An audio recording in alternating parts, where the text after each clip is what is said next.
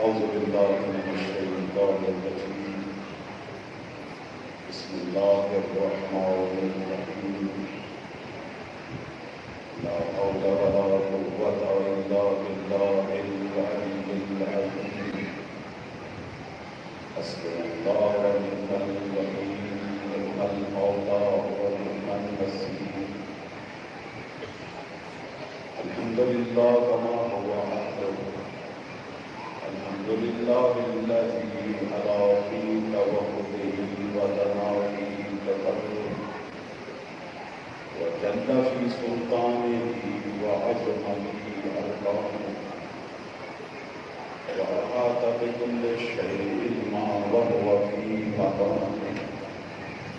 ثم الصلاة والسلام على خير خلقه وسيده وحبيبه ومحافظ سره ومبلغ رسالته سيدنا وسيد الأنبياء وحبيبنا حبيب إله العالمين أبي القاسم محمد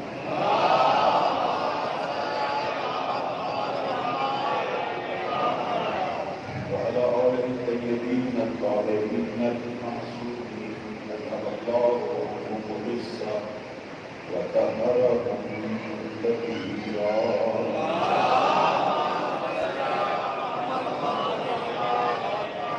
سيما بقية الله الأعظم في الأرض. اللهم كن وليك بالحجة بن الحسن صلى الله عليه وعلى آبائه في هذه الساعة وفي كل ساعة وليا وحافظا وقائدا وناصرا ودليلا وعينا حتى تسكنه أرضك وقولا وتمتعه فيها طويلا برحمتك يا أرحم الراحمين.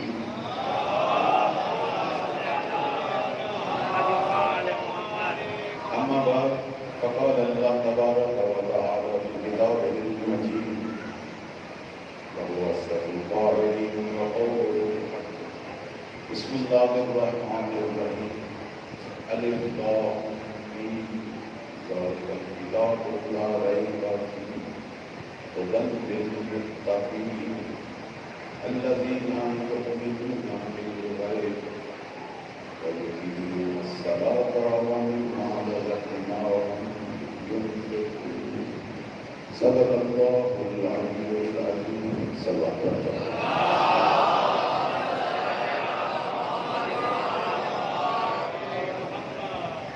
بزرگ محترم عزاداران سید الشہداء، موضوع سخن سورہ بقرہ کی ابتدائی چند آیات ہیں اور ہم اپنے سلسلہ گفتگو میں یہاں تک پہنچے تھے کہ اگر قرآن سے فیض لینا ہے، ہدایت لینی ہے یا ایمان سے، دونوں صورتوں میں تقوی شرط ہے۔ تقوی یعنی گناہ کو ترک کرنا۔ جتنا ہم گناہوں سے دور ہوں گے پاکوں کے نزدیک گناہ شیطان کے قریب کرتا ہے، گناہوں سے دوری پاکوں کے نزدیک کرتی ہے۔ دنیا میں دو قوتیں اس وقت جو ہے وہ اپنا کام کر رہی ہیں، خیر اور شر۔ ابلیس قوت شر کو بڑھا رہا ہے، اس کا کام گناہ کو پھیلانا، لوگوں کو گناہوں میں ڈالنا، اور قوت خیر کو پروردگار رحمان کا خلیفہ اس وقت مہدی زمان وہ قوت خیر کو بڑھا رہا ہے، جس کا جو ہے وہ ہدف علماء اور مبلغین اور دینی مراکز، یہ دونوں قوتیں کام کر رہی ہیں۔ اگر ادھر نفس امارہ ہے، شیطان کے پاس طاقت، تو ادھر قرآن مجید ہے جو وقت کے امام کے پاس ہے۔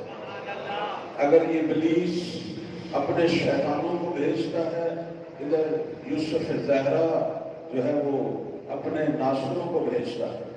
تو دو قوتیں ہیں ہر جگہ پہ، حتیٰ یہ موبائل جو ہم ہاتھ میں لیتے ہیں اس پر بھی خیر و شر ہے، لیکن ارادہ میں نے کرنا ہے، ارادہ میں نے کرنا ہے۔ دنیا دار الاختیار ہے، میں نے ارادہ کرنا ہے کہ میں کس قوت کی طرف بڑھوں، میں خیر پر آؤں اور چلتا ہوا جنت تک جاؤں یا شر کی طرف آؤں۔ خدا نے قرآن میں پہلے سے کہہ دیا اِنَّا هَدَيْنَاهُ السَّبِيلَ إِمَّا شَاكِرًا وَإِمَّا كَفُورًا۔ ہم نے تو راہ دکھا دیے ہیں، اب تجھ پہ اے میرے بندے ہم نے چھوڑ دیا ہے کہ تو شکر گزار بندہ بن کے جنت کی طرف آ یا نافرمان بن کے جہنم کی طرف آ۔ دونوں طرح کی طاقتیں موجود۔ اب ہمارا فریضہ ہے کہ ہم اپنا فیصلہ خود کر لیں۔ جتنے بھی درس علماء کرام فرما رہے ہیں اس منبر سے، مسجد سے، محراب سے، یہ سب کے سب نمائندے ہیں پروردگار اور اس کی حجت۔ ان کا فریضہ یہی ہے لوگوں کو خیر کی دعوت دیں، اور دشمن بھی اپنا کام کر رہے ہیں۔ دشمن کے جال بچھے ہوئے ہیں، گناہ کی نمود و نمائش ہو رہی ہے، گناہ کے مراکز بھی کھلے ہوئے ہیں، لیکن ہر انسان نے اپنا فیصلہ خود کرنا ہے۔ اللہ نے دنیا کو دار الاختیار بنایا ہے۔ بعض دفعہ لوگ کہتے ہیں جی یہ تو اللہ کی مرضی ہے، اللہ چاہے تو ہم گناہ نہ کریں، بس اس کی قسمت میں ہی لکھا تھا۔ نہیں میرے عزیز، خدا نے دنیا کو دار الاختیار بنایا۔ اگر اللہ اپنی مرضی کرنا شروع کر دے اور گناہگار کو سزا دینی شروع کر دے، توجہ رکھیں، مثلا اگر کوئی نامحرم کو دیکھے اس کی آنکھیں خدا اندھی کر دے، اگر کوئی غیبت سنے اس کے کان بند کر دے، اگر کوئی غیبت کرے اس کی زبان بند کر دے، مجھے بتائیں دنیا میں کوئی ظالم شخص نظر آئے گا؟ کوئی ظالم شخص؟ یہ پروردگار کی رحمانیت ہے کہ شب و روز ہمارے گناہوں کو دیکھتا ہے، لیکن ساتر العیوب ہے، گناہوں کو چھپاتا ہے، گناہوں کو چھپاتا ہے اور ہم کو موقع دیتا ہے کہ تو پلٹ آ، تو پلٹ آ۔ بلکہ میں حدیث قدسی میں پڑھ رہا تھا کہ اگر کوئی گناہگار بندہ پلٹنے کا ارادہ کرے اور کہے ربی، تو خدا 3 دفعہ کہتا ہے عبدی عبدی عبدی۔ لیکن اگر کوئی نیک بندہ، پرہیزگار بندہ کہے ربی، خدا 1 دفعہ کہتا ہے عبدی۔ پوچھا گیا معصوم سے اس کی وجہ کیا ہے؟ کتنا خوبصورت جواب دیا۔ انہوں نے کہا نیک بندے کے جو نیک بندہ اس کو پھر بھی اپنی عبادتوں اور نیکیوں پر اعتماد ہوتا ہے کہ یہ بھی میرے ساتھ ہیں، لیکن گناہگار بندے کا دامن خالی ہوتا ہے، اس لیے خدا اسے حوصلہ دیتا ہے پریشان نہ ہو، تو 1 دفعہ پکار، میں 3 دفعہ جواب ہوں۔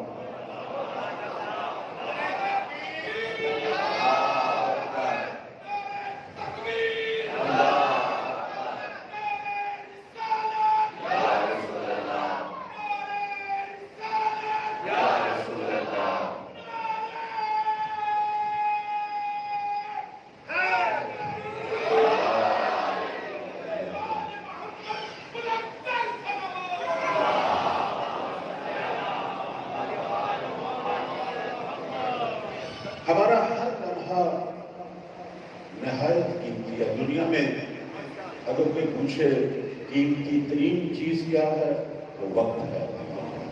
ہر لمحہ بے انتہا قیمتی ہے، اور یہ لمحہ ہماری جنت کا فیصلہ کر رہا ہے۔ یہ لمحہ اتنا قیمتی ہے کہ وہ شخص جو جہنم کی طرف جا رہا ہو، اسی ایک لمحے میں وہ جنت کی طرف جا رہا ہے۔ صرف ارادہ کر۔ میرے عزیزو، عمر کی کوئی حد معین نہیں، زندگی کسی وقت بھی ختم ہو سکتی ہے۔ اس جہاں میں ہم دیکھ رہے ہیں بچے، جوان، بوڑھے، مرد و زن، کسی وقت بھی فرشتہ اعظم جو ہے وہ آ سکتا ہے۔ اپنے لہجوں کو یاد خدا سے مزین کریں، اور اگر کوئی رکاوٹ محسوس کر رہے ہیں تو زہرا کے بیٹے سے توسل کریں۔ ہدایت کی راہ کھلے گی، کیوں نہیں کھلے گی؟ سورہ مبارکہ بقرہ میں پروردگار کہہ رہا ہے قرآن حاضر ہے ہدایت کے لیے، قرآن تو حاضر ہے۔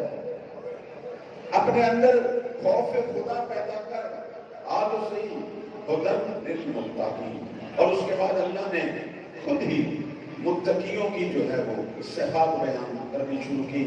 فرمایا متقی کون ہے؟ پروردگار کہہ رہا ہے کہ یؤمنون بالغیب، متقی کی پہلی نشانی وہ غیب پر ایمان رکھتا ہے۔ غیب کیا ہے؟ غیب بہت ساری چیزیں ہیں۔ غیب اسے کہتے ہیں جسے ہم نے نہیں دیکھا لیکن ہمیں پتا ہے کہ وہ ہیں۔ بہت توجہ چاہوں گا۔ غیب اسے کہتے ہیں جسے ہم نے نہیں دیکھا لیکن پتا ہے کہ وہ ہیں۔ اگر آپ خود تھوڑا سا ملاحظہ کریں اہل فضل کو، آپ ماشاءاللہ سب اہل فضل ہیں، دعوت دیتا ہوں ہماری زندگی میں دیکھی ہوئی چیزیں کم ہیں، ان دیکھی ہوئی چیزیں زیادہ ہیں۔ توجہ فرمائیں، آج تک کسی نے فرشتے کو نہیں دیکھا لیکن ہم مانتے ہیں، کسی نبی کو نہیں دیکھا مانتے ہیں، اپنے نبی کو بھی نہیں دیکھا، کسی امام کو بھی نہیں دیکھا لیکن مانتے ہیں، مانتے ہیں۔ یہی ہے، یہی ایمان ہے۔ کیوں مانتے ہیں؟ چونکہ رب نے کہہ دیا ہے۔ اب جب رب نے کہہ دیا ہے تو اس پر ایمان تقوی کی نشانی ہے، چاہے میں دیکھوں یا نہ دیکھوں۔ نعرہ تکبیر، نعرہ رسالت، نعرہ حیدری، آغاز غلام نعرہ صلوات۔ ایک دفعہ سرکار رسالت مآب صلی اللہ علیہ وسلم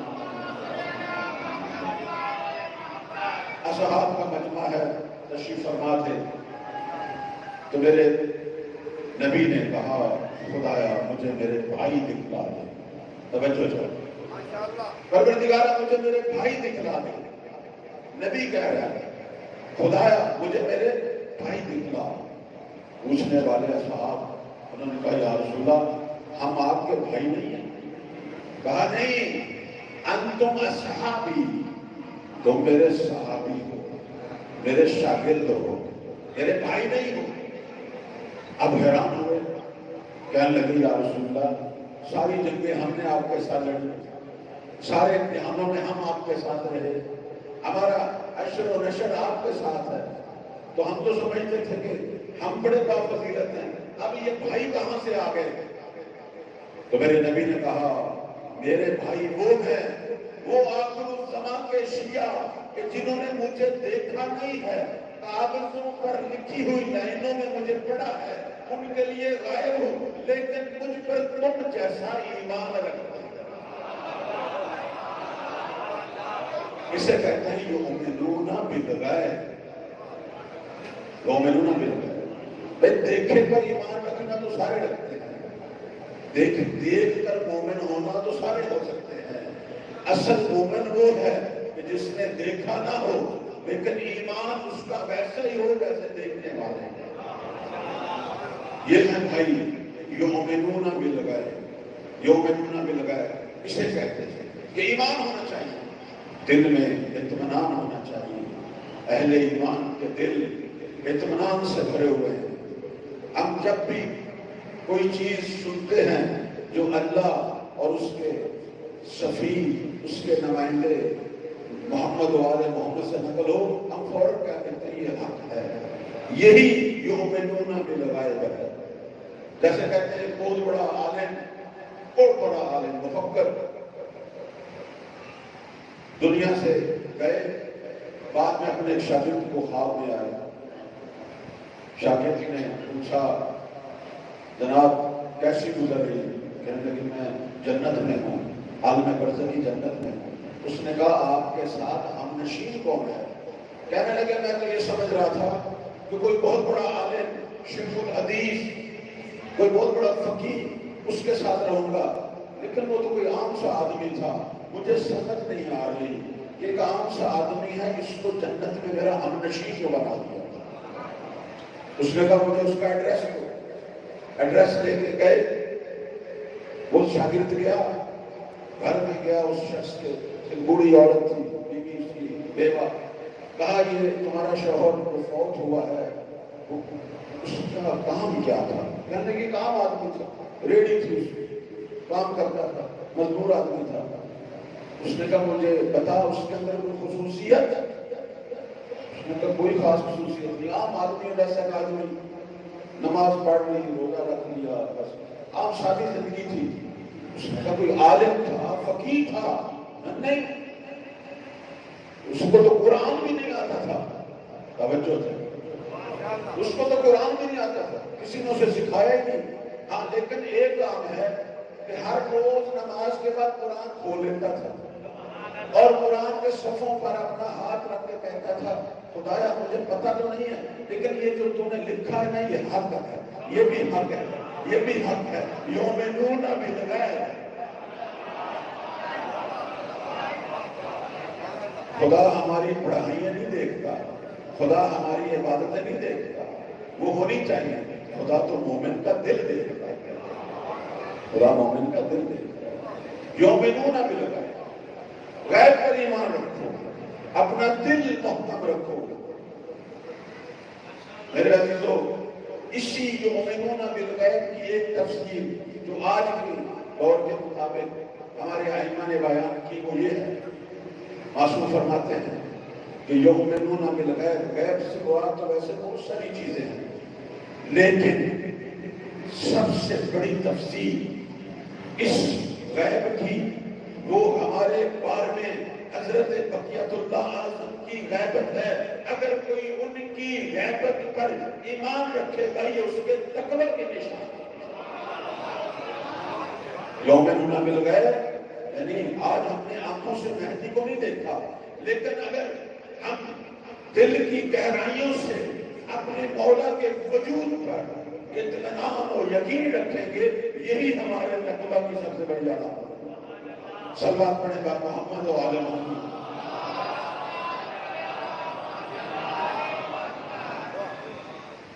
چونکہ بات غیب کی چل پڑی، اس وقت اللہ تعالیٰ کی دو حجتیں غائب ہیں، ایک ہمارے مولا بارک سرکار یہ بھی غائب ہے، مولا کی سلامتی کے لیے صلوات پڑھنے والا محمد۔ دوسرے جناب عیسیٰ ابن مریم صلوات اللہ علیہ وہ بھی غائب ہیں، لیکن بڑا فرق ہے۔ ہمارے مولا بہت توجہ چاہوں گا چونکہ بچے جوان آج معرفت سے مراد امام کی معرفت سے مراد زمانے کے امام کی معرفت تھوڑی تھوڑی گفتگو میں اسی لیے کرتا ہوں چونکہ اس موضوع پہ عام طور پہ گفتگو نہیں ہوگی، لہذا کوشش ہوتی ہے کچھ نہ کچھ بیان کروں۔ آج امام غائب ہے لیکن میرے بزرگان، میرے عزیزوں، امام غائب تو ہے لیکن ہے حاضر، صرف ظاہر نہیں ہے۔ میرے جملے کو پہنچے، امام غائب ہے لیکن حاضر ہے، اسی زمین پر موجود ہے، اسی زمین پہ چل پھر رہا ہے، یہی اسی زمین پہ زہرا کا نام سانس دے رہا ہے، ہمارے درمیان موجود ہے، حاضر ہے، ہمیں دیکھ رہا ہے، ہماری آوازوں کو سن رہا ہے لیکن ظاہر نہیں ہے، یعنی ابھی میں انہیں نہیں دیکھ رہا۔ یہ فرق ہے، یہ ذہن میں رکھیں۔ لیکن حضرت عیسیٰ وہ بھی غائب ہے، وہ ایسے غائب ہے کہ نہ حاضر ہے نہ ظاہر ہے۔ یہ فرق ہے، کیوں؟ کیونکہ اللہ نے انہیں چوتھے آسمان پہ رکھا ہے، بس وہ زمین پہ حاضر نہیں ہے اور ظاہر بھی نہیں ہے وہ بھی غائب ہے یہ بھی غائب۔ حضرت عیسیٰ کو خدا اسی وقت ظاہر کرے گا جب ہمارے مولا مہدی کو ظاہر کرے گا۔ عیسیٰ انتظار کر رہا ہے کب مہدی کا ظہور ہو تو اس کا نزول ہو۔ بعض دفعہ لوگ پوچھتے ہیں کہ یہ کیا بات ہے، نبی امام کو غائب نہیں ہونا چاہیے؟ ہمارے بھائی ہم سے پوچھتے ہیں نبی امام کے غائب ہونے کا کیا تک ہے؟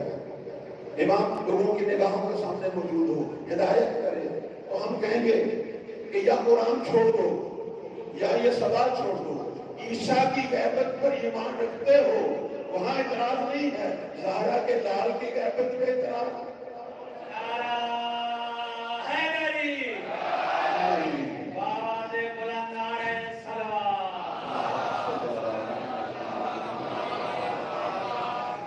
یہی بات طولانی عمر کے حوالے سے بھی ہے۔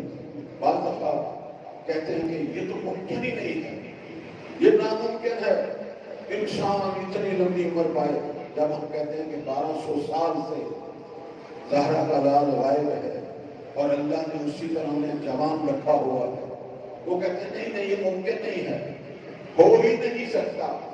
انسان کی عمر کتنی ہو سکتی ہے؟ 100 سال، چلو 110 سال، 20 سال، اتنی لمبی عمر۔ میں اسے یہی کہوں گا کہ قرآن پر ایمان ہے، عیسیٰ کی حیات پر ایمان ہے۔ مجھے بتا، عیسیٰ جن ہے، فرشتہ ہے، وہ بھی انسان ہے، وہ 2400 سال سے غائب ہے، وہاں تجھے کوئی اعتراض نہیں۔ جو اللہ اسے 2400 سال سے غائب رکھنے کی قدرت رکھتا ہے، وہ مہدی کو 1200 سال سے غائب رکھنے کی۔ جب خدا انہیں 2400 سال کی عمر دے سکتا ہے تو مہدی کو کیوں نہیں دے سکتا؟ پروردگار کی قدرت میں تو کوئی شک نہیں۔ کسی نے امام حسن مجتبی صلوات اللہ علیہ کہا کہ جب مائیں ظہور کریں گے آپ کا کارواں تو وہ بہت بوڑھے ہو چکے ہوں گے۔ بھائی 12 کتنے 100 سال کے بعد، 1000 سال کے بعد؟ تو میرے مولا نے کہا نہیں، اللہ انہیں اپنی قدرت سے 40 سالہ جوان کی شکل میں ظاہر کیا۔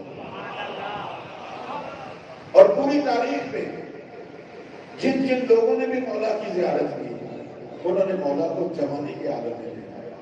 کتنے ہر صدی کے واقعات دیکھو، کتنے واقعات کتابیں بھری ہوئی، مولا ہمیشہ جوان نظر آتا ہے۔ اب لوگ حیران ہوتے ہیں کہ یہ کیسے ممکن ہے؟ وہ خدا جو ابراہیم کے لیے فرماتے ہیں، وہ خدا جو ابراہیم کے لیے آگ کو گلزار کر سکتا ہے، وہ خدا جو موسیٰ کے لیے دریا میں پانی کی دیواریں کھڑی کر سکتا ہے، وہ خدا جو قوم صالح کے لیے پہاڑ سے اتنی بڑی ناکہ نکال سکتا ہے، وہ خدا جو عیسیٰ کے ہاتھوں مردوں کو زندہ کر سکتا ہے، اگر وہ ان ساری چیزوں پر قادر ہے تو مہدی کو بھی جوانی کے عالم میں ظاہر کرنے پہ قادر۔ صلوات پڑھنے پر محمد و علی محمد۔ کب آئیں گے عیسیٰ؟ جب میرے مولا آئیں گے۔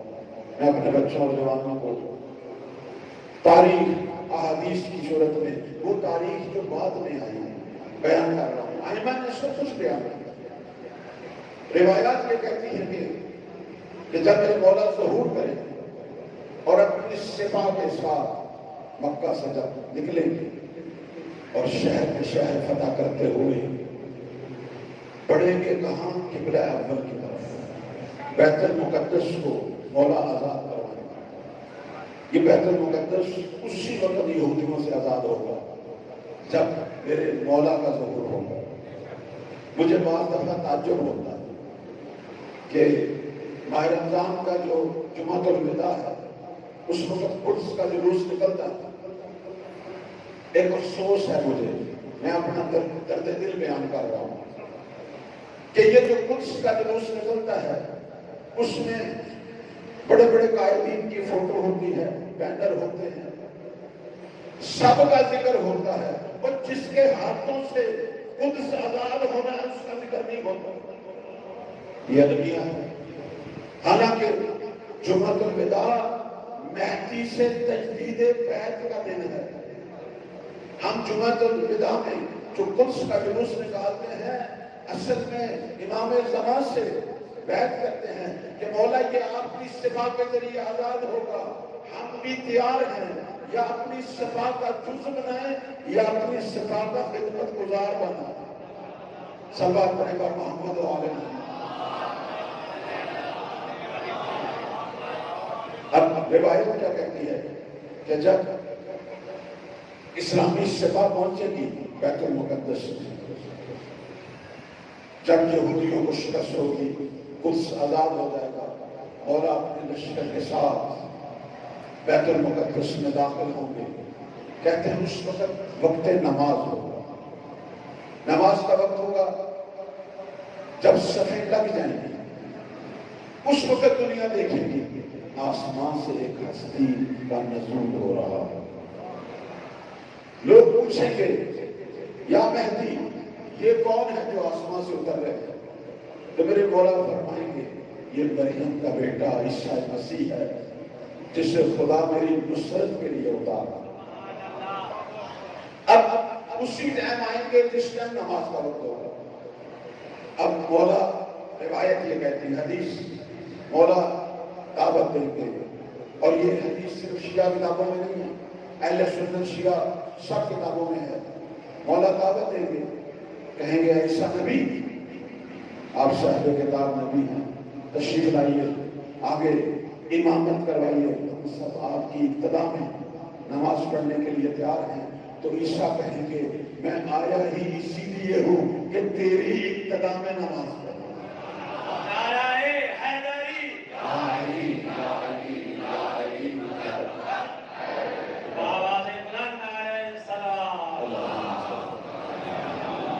شیعہ سنی کتابوں میں لکھا ہوگا کہ وقت جب نماز ہوگا، اور اس پر تو ہمارے نبی نے اظہار فخر کیا. صحیح بخاری صحیح مسلم اٹھا لیں، میرے پیغمبر فرماتے ہیں مسلمانوں کو کیف انتم اذ نزل فیکم ابن مریم، اے مسلمانوں، اے میرے اصحاب، کیا محسوس کر رہے ہو؟ ایک وقت آنے والا ہے کہ تم میں ابن مریم نازل ہوگا، لیکن امامت میرا بیٹا کروائے گا. شیعہ سنی سب علماء کا اتفاق ہے، سب کا، کہ امامت مہدی نے کروانی ہے. اب ہم علماء اہل سنت سے پوچھتے ہیں کہ جناب مہدی تو وسیع ہے، وہ نبی ہے، کیسے ہو گیا؟ بھئی نبی کو آگے کھڑا ہونا چاہیے تھا. آپ کے خیال میں یہ کیوں ایسے ہوا؟ وہ آگے سے کیا جواب دیتے ہیں؟ وہ کہتے ہیں وہ نبی ہے گزشتہ دور کا نبی، اور یہ وسیع ہے آج کے نبی کا وسیع، اور یہ اس نبی کا وسیع ہے جو سردار انبیاء ہے. اور مہدی وہ امام ہے کہ جس کی امامت کا اعلان خدا کرے گا. تو بس جو اللہ کی طرف سے امام ہو اور آخری نبی کا وسیع ہو، اسے آگے کھڑا ہونا چاہیے. پیچھے کوئی بھی ہو، جتنا بڑا نبی ہو، اس سے پیچھے کھڑا ہونا چاہیے. یہ ہمارے بھائی یہ دلیل دیتے ہیں. تو میرا بھی ایک چھوٹا سا سوال ہے کہ جب آخری کا یہ مقام ہے تو مجھے بتا پہلے کا کیا مقام ہے؟ پہلے کا کیا مقام؟ صلی اللہ علیہ محمد.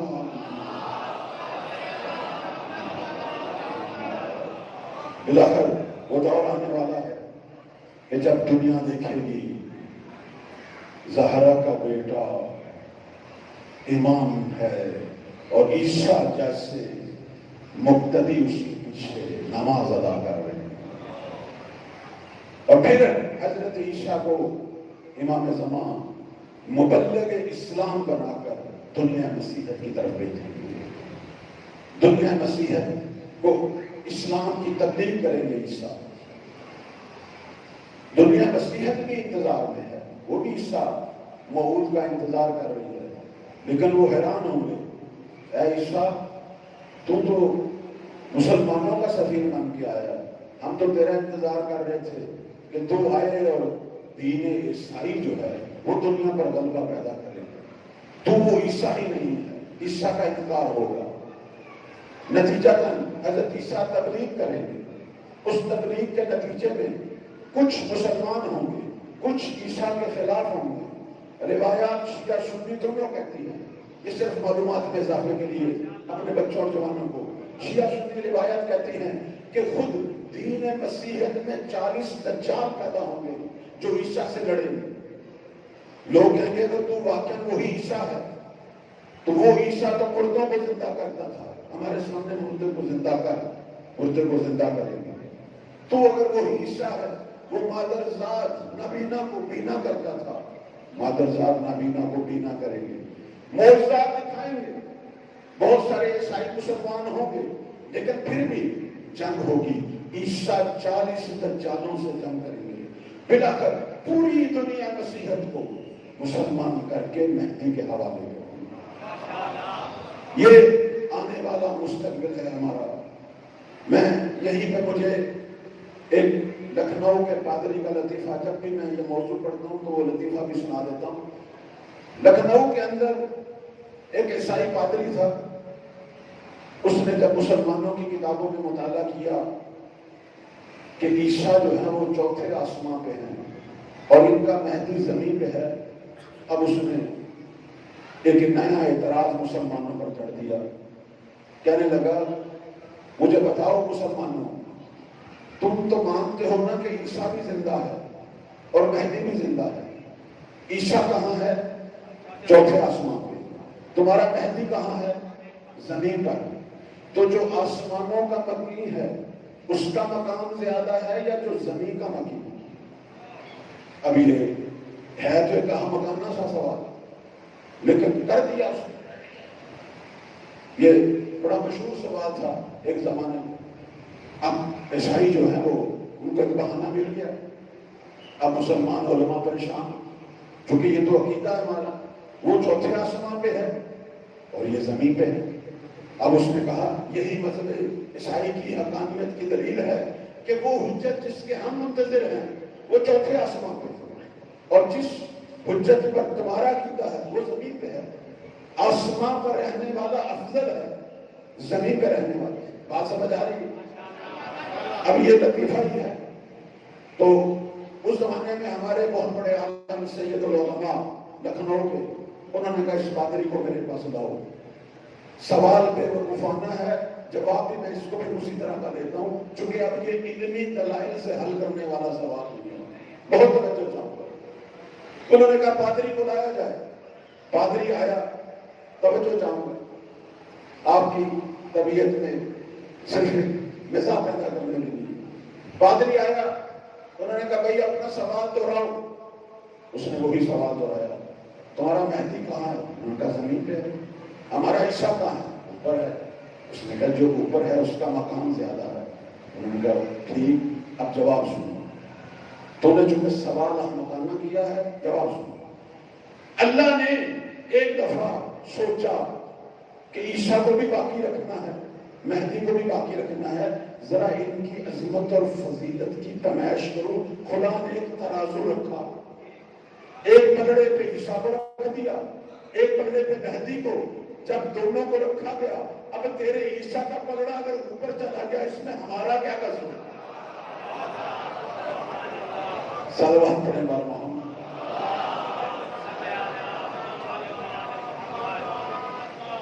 ہمارے علماء کی زحمتیں ہر سوال کا جواب دینے کی کوشش کی. اللہ ان علماء کی، ان پاکیزہ علماء جنہوں نے محمد و آل محمد کے علوم کو نشر کرنے اور دین حق کی تبلیغ کے لیے شب و روز زحمتیں کی. پروردگار ان کی ارواح طیبہ کو محمد و آل محمد کے ساتھ نشر. تو عرض خدمت یہ ہے کہ متقی یعنی خوف خدا، متقی یعنی جس کا دل ایمان سے بھرا ہوا ہے اور اب وہ اپنے اعضاء سے عمل کر کے اللہ کو اپنا ایمان بتا رہا ہے، اپنے ایمان کے تقاضوں پہ عمل کر رہا ہے. امام رضا صلی اللہ علیہ نے ان کا بڑا خوبصورت سا فرمان ہے. فرماتے ہیں کہ الایمان فوق الاسلام بدرجات. ایمان کا درجہ اسلام سے ایک درجہ اوپر ہے. والتقوی فوق الایمان بدرجات. اور تقوی جو ہے اس کا ایمان سے ایک درجہ اوپر ہے. اور فرماتے ہیں والیقین فوق التقوی درجہ. اور یقین جو ہے اس کا تقوی سے بھی ایک درجہ اوپر ہے. اور پھر میرے مولا فرماتے ہیں کہ لوگوں کے اندر جو چیز بہت کم تقسیم ہوئی ہے وہ یقین ہے. اب یہاں سے سمجھ آ رہی ہے کہ اسلام ہماری منزل نہیں تھی، ہمارا فریضہ تھا مسلمان ہونے کے بعد ایمان تک پہنچیں۔ ایمان بھی ہماری منزل نہیں ہے، جب مومن ہو جائیں تو ہمارا فریضہ ہے کہ تقویٰ تک پہنچیں، متقی بنیں۔ اور متقی ہونا بھی ہدف نہیں ہے، بلکہ متقی بن کر اب ہمارا فریضہ ہے کہ یقین تک پہنچیں۔ یہ جو کہتے ہیں کہ اللہ کی بارگاہ میں کمال پیدا کر، یہ فکرہ ہزاروں بار سنا ہے، وہ کمال کیا ہے؟ کمال یعنی منزل یقین تک پہنچ۔ منزل یقین، انبیاء اور علماء منزل یقین پر فائز تھے۔ البتہ یقین کے بھی درجے ہیں، کوئی علم یقین رکھتا ہے، کوئی عین یقین رکھتا ہے، اور کوئی حق یقین رکھتا ہے۔ یقین کے درجے انشاءاللہ اس پر میں کل گفتگو کروں گا۔ تو ہمارا ہدف یقین تک پہنچنا ہے۔ یقین یعنی ایک عبد جب کامل ہوتا ہے اپنی عبادت اور تقوی میں تو وہ منزل یقین تک پہنچتا ہے۔ پھر وہ ایک ایسے مقام پر پہنچتا ہے جہاں اس کی توحید کامل ہوتی ہے، جہاں اس کی عبودیت کامل ہوتی ہے۔ میں اس کو آسان لفظوں میں پیش کرتا ہوں۔ میرے مولا نے جب کوفہ میں منبر پر بیٹھ کر کہا سلونی سلونی قبل ان تفقدونی، اس سے پہلے کہ میری روح پرواز کرے جو سوال ذہن میں آتا ہے کرو۔ اب سوال ہو رہے تھے تو جناب ایک بہت بڑی شخصیت ظالب یمانی اٹھے، اس نے کہا مولا میں بھی ایک سوال کرو۔ اس نے کہا اے علی مجھے یہ بتا، تو نے خدا کو دیکھا ہے؟ تو نے خدا کو دیکھا ہے؟ اب میرے مولا نے فوراً جواب دیا، فرمایا اعبد ما لا ارى، کیسے میں اس کی عبادت کروں جسے میں نے نہیں دیکھا؟ کیسے اس کی عبادت کروں؟ چونکہ یقین کی تشریح میں، ابھی میں اس واقعے کو پورا کرتا ہوں، یقین کی تشریح میں ہمارے چھوٹے مولا امام جعفر صادق علیہ السلام کا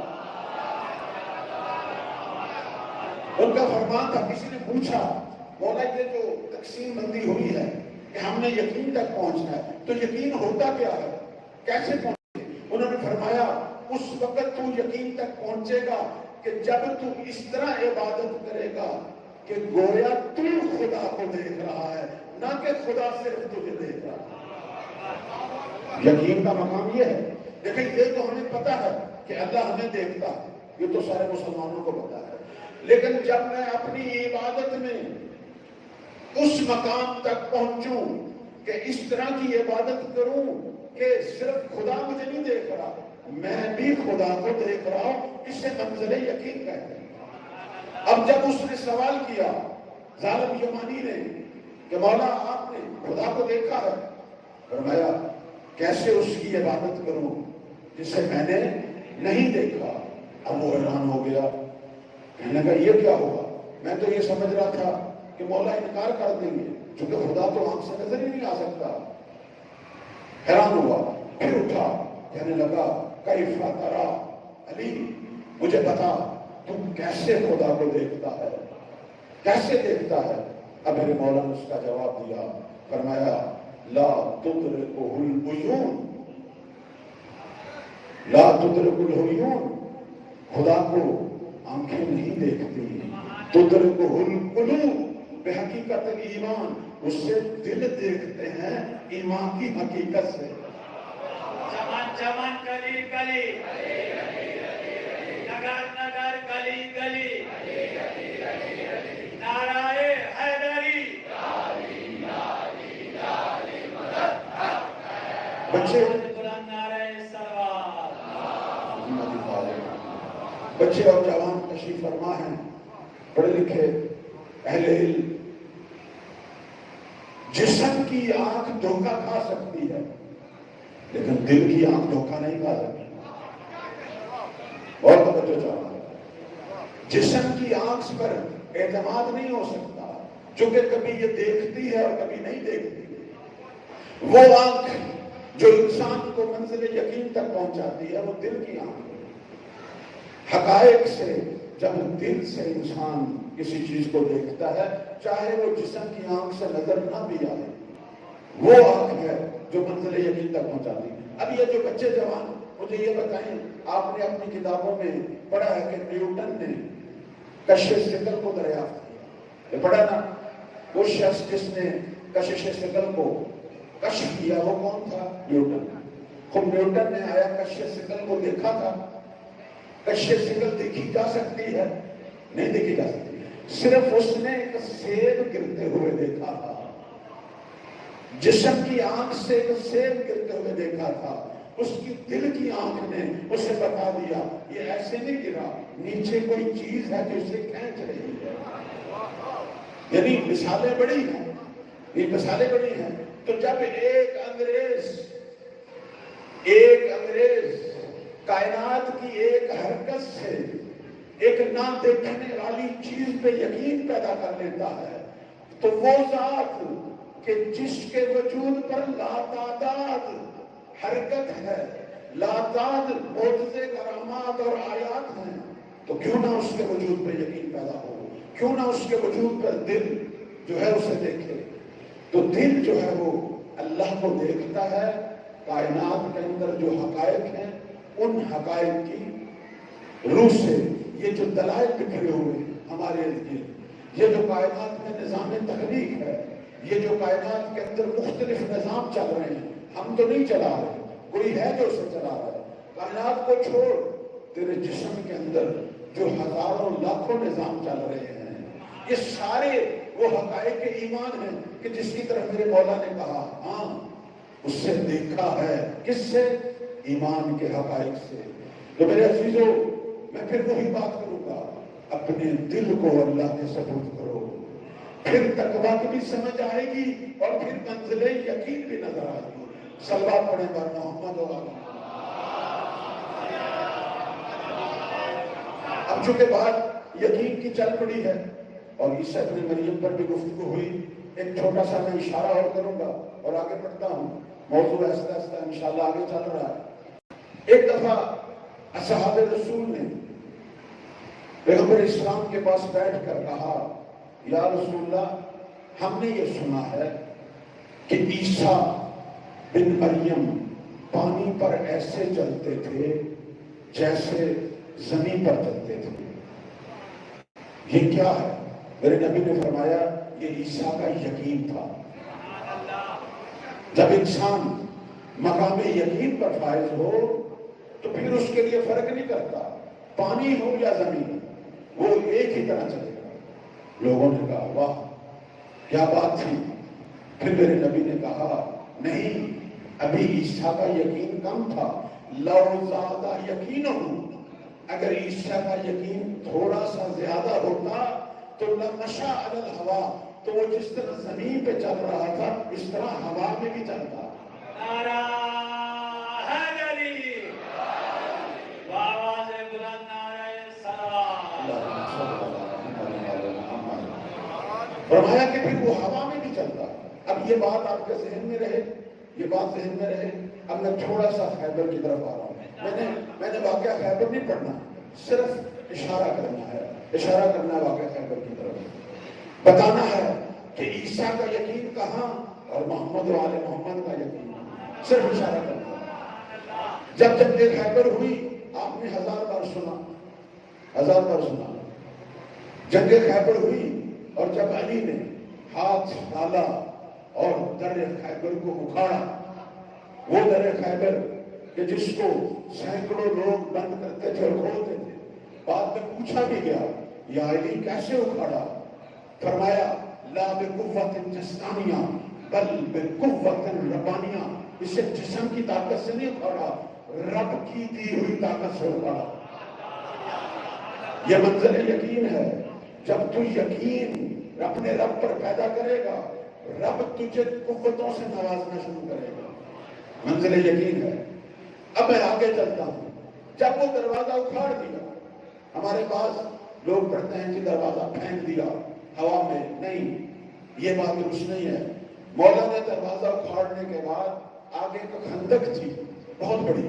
مولا اس خندق میں اترے اور دروازے کو اپنے دونوں بازوؤں پر, خندق پہ دروازے کو اپنے دونوں بازو پر اٹھایا تاکہ اسلام کی سپاہ خندق پر عبور کرے. اب مسلمان گھوڑوں پر بیٹھ کر اس پل, جس پل کو علی نے اپنے بازو پر اٹھایا تھا, یہ دروازہ اللہ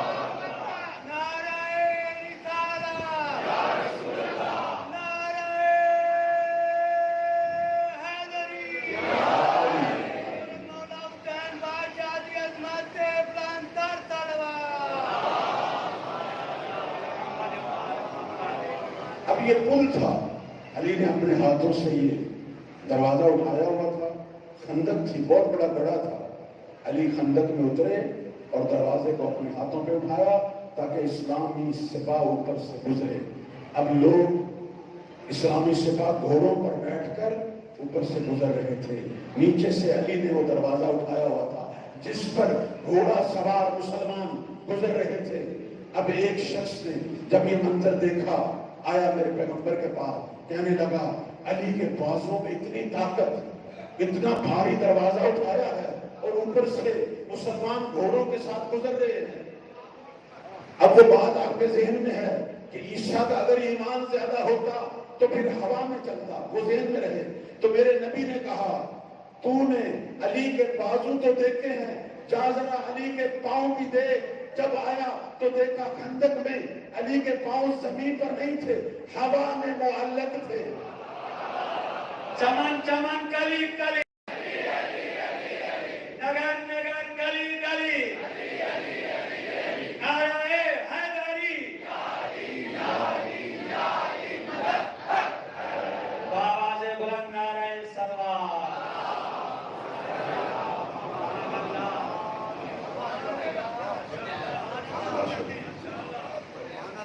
یہ ہے ایمان علی, یہ ہے یقین علی. فرمایا تم صرف بازو کی طاقت دیکھ رہے ہو, ذرا علی کے پاؤں تو دیکھو, کھڑا تھا, ہوا میں کھڑا ہے علی. اللہ اکبر. لیکن میں یہاں اشارہ کروں گا, یہ ہے علی کی شجاعت, یہ علی کی شجاعت. کچھ ایسے شجاع بھی آنے والے ہیں کہ جن کی شجاعت کی تعریف, بلکہ میں کہوں گا جن کی شجاعت کا قصیدہ علی پڑھا کرتے ہیں. وہ کون ہے؟ وہ قائم کے ناصر. بڑی ذمہ داری سے کہہ رہا ہوں, قائم کے ناصر. اللہ نے قائم کو کیسی ہستیاں دے دی, امام زمان کو کیسے ناصر مہیا ہونے. ایک دفعہ مولا علی سے پوچھا گیا, اللہم صلی مولا سے پوچھا گیا کہ قائم کے ناصر کیسے ہوں گے؟ تو میرے مولا نے کہا یہ وہ اللہ کے شیر ہوں گے, یہ وہ خدا کے شیر ہوں گے کہ جب گھروں سے نکلیں گے تو پہاڑوں کو بھی اپنی جڑوں سے ہلا دیں گے. عجیب بات ہے, سارے مسلمان علی کو شیر کہتے ہیں, کچھ ایسے شیر بھی ہیں جنہیں علی جیسا شیر خدا بھی شیر کہہ رہا. بھئی وہ تو واقعاً شیر ہے جسے شیر خدا شیر کہے. یہ قائم کے ناصروں کی عظمت ہے کہ علی جیسا امام انہیں شیر کہہ رہا ہے. ہم بھی ان کا انتظار کر رہے ہیں. اللہ ہمیں وہ دکھائے, ایسے ناصر دکھائے, ان کا خدمت گزار بنائے. میں بس ختم کرنے والا ہوں. بہت عظمت بھی تھی لیکن مصیبت بھی بڑی تھی. آل محمد خدا نے عجیب عجیب آزمائش کی. اللہ اکبر, عجیب عجیب آزمائشیں. خاندان رسالت, جب امام حسن مجتبیٰ کو زہر ملا, جب میرے مولا کے منہ سے خون اور ٹکڑے گوشت کے نکل کے گر رہے تھے, مقتل یہ کہتا ہے سرحانے پر امام حسین بیٹھے رو رہے, بھائی کی مصیبت میں بیٹھے ہوئے. امام حسن کہتے ہیں حسین تو کیوں رو رہا؟ کہنے لگا بھائی آپ کی مصیبت میں رو رہا, آپ کی مظلومیت میں رو رہا. امام حسن مجتبیٰ نے کہا حسین میں تو بڑا خوش قسمت ہوں, دنیا سے جا رہا ہوں، حسین تیرے جیسا بھائی میرے سراہنے میں بیٹھا ہے، مجھے یہ بتا جب تو گھوڑے سے اترے گا۔ اللہ اکبر، اللہ اکبر۔ اس وقت کون تیرے پاس ہوگا؟ پھر کہا لا یوم کا یوم کا یا ابا عبداللہ، حسین تیرے جیسا دن تو کسی کا دن نہیں۔ میرا آج دن تھا تھوڑا سا کربلا میں ورود بھی پڑھوں اور جناب حبیب ابن مظاہر کا ذکر کروں، لیکن محترم ذاکر صاحب تشریف لے آئے، میں صرف جناب حبیب کے مسائل پر تھوڑا سا اشارہ کروں۔ میرے مولا جب کربلا پہنچے، بنی اسد کو نصیحتیں کر لیں، زمین ان کے اختیار میں دوبارہ دے دی۔ اس وقت 3 خط لکھے، ایک خط محمد حنفیہ کو لکھا، ایک بصرے والے کو، اور ایک خط میرے مولا نے حبیب ابن مظاہر کو، اپنے بچپن کے ساتھی کو۔ خط کیا لکھا؟ خط لکھا من الحسین ابن علی الی رجل فقیہ حبیب ابن مظاہر، اور اس میں لکھا کیا تھا؟ عجیب جملہ ہے، انسان کو یہ جملہ پڑھ کے رونا آتا ہے۔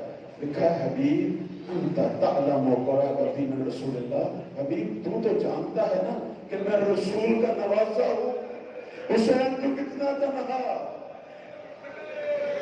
تنہا ہو چکا تھا میرا مولا، حبیب کو بھی پوچھ رہے ہیں حبیب تو جانتا ہے نا؟ دنیا بھول چکی تھی حسین کو، دنیا بھول چکی تھی حسین۔ کہتے ہیں روزے عاشور جب میرے مولا کی طرف انہوں نے تیر برسائے، انہوں نے کہا مجھے بتا اس زمین پر میرے علاوہ کوئی اور رسول کا بیٹا ہے اور تم کیسے مسلمان ہو؟ جس نبی کی شریعت پہ عمل کرتے ہو اسی کے بچوں کو ذبح کرنے کے لیے آئے ہو۔ اب حبیب کو بھی یہی لکھا، حبیب تو جانتا ہے نا میں رسول کا نواسا حسین ہوں، تجھے مخاطب ہوں۔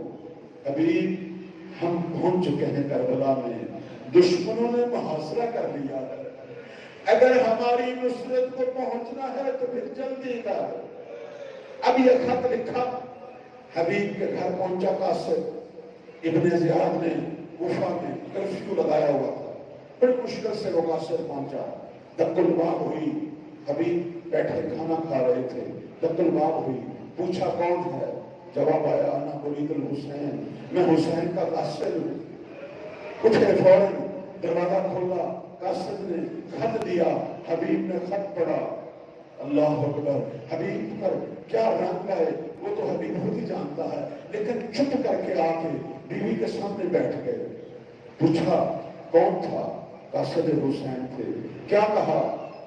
وہ کربلا پہنچ گئے ہیں، مجھے نصرت کے لیے بلا رہے ہیں۔ اب اس نے کھانا چھوڑ دیا، اس مومنہ نے، اس نے کہا حبیب تیرا ارادہ کیا ہے؟ کہنے لگا 70 سالہ بوڑھا ہوں، مجھ میں کیا دمخم ہے، میں نے کیا لڑنا ہے؟ کہنے لگی حبیب تجھے زہرا کا بیٹا بلا رہا ہے اور تو بہانے بنا رہا ہے۔ کہنے لگا تجھے نہیں پتا ابن زیاد نے کیا اعلان کیا ہے کہ جو بھی حسین کی نصرت کو جائے گا اس کا گھر گرا دوں گا۔ اب وہ مومنہ تڑپ کر اٹھی، اپنی چادر نیچے پھینکی، کہنے لگی کاش میں مرد ہوتا اور حسین مجھے بلا۔ اجرکم اللہ، اجرکم اللہ۔ حبیب نے کہا قاسم کی ماں میں تو تیرے امتحان لے رہا ہوں، بھلا ہو سکتا ہے حسین مجھے بلائے اور میں نہ جاؤں؟ تجھے کبھی بھی شرمندہ نہیں کروں گا، تجھے روزے قیامت زہرا کے آگے سرخ رو کروں گا۔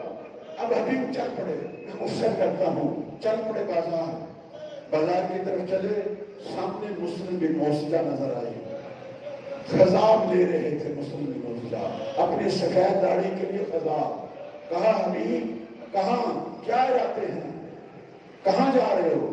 کہنے لگے کربلا۔ کیوں؟ کہا حسین پہنچ گئے ہیں، ہمارا امام پہنچ گیا، دشمنوں نے محاصرہ قائم کر لیا ہے۔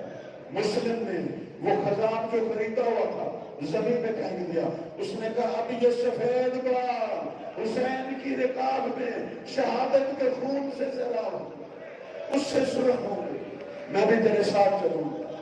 اب مسلم بھی ساتھ، اب دونوں پہنچے، میں مجھ سے کر رہا ہوں دونوں پہنچے، کس طرح پہنچے کربلا؟ لیکن جب کربلا پہنچے ہیں میرے عزیزو، جب دور سے اصحاب حسین نے دیکھا حبیب آ رہے ہیں، اب تک تو صرف قاتل آ رہے تھے، اب تک صرف فوجیں آ رہی تھی، اب جب حبیب کو دیکھا تو ایک دم اصحاب کے منہ سے نکلا مرحبا مرحبا۔ حسین کے ناصر خوش ہو گئے، میرے مولا نے اپنے گلے لگایا، حبیب تیرا شکریہ، حبیب تو پہنچ گیا۔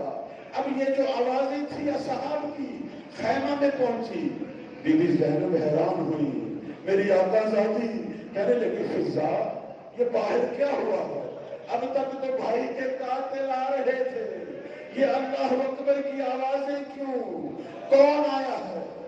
فضا نے جا کے دیکھا، آگے خوشی سے کہا آقا زادی آپ کے بھائی کا بچپن کا دوست حبیب آیا ہے۔ بی بی زینب نے خوشی سے کہا فضا کو، فضا ایک کام کر، جا کے میرا سلام بھی کہہ اور حبیب کا شکریہ ادا بھی کر۔